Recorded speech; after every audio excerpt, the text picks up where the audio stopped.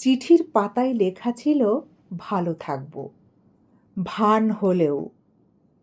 20 বছর অনেক সময়, অনেক। ইলেকট্রিকের তার বসেছে মাঠের বুকে, চুকে গেছে লুকিয়ে দেখা আয়নার দিন।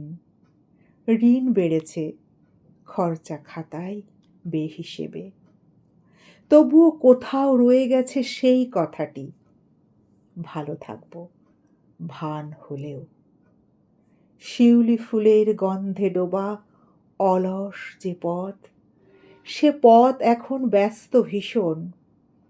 দূরে কোথাও যেথায় আগে সূর্য ডুবত, এখন সেথায় আকাশই নেই। 20 বছর অনেক সময়।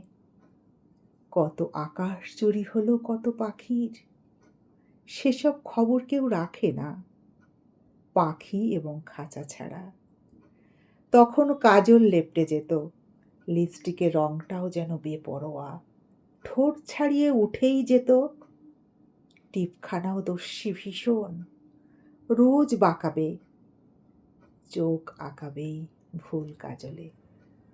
কবি সাদাত হোসেনের সুন্দর লেখাটি কেমন লাগলো বন্ধুরা অবশ্যই জানাবেন। সবাই ভালো থাকবেন। ধন্যবাদ।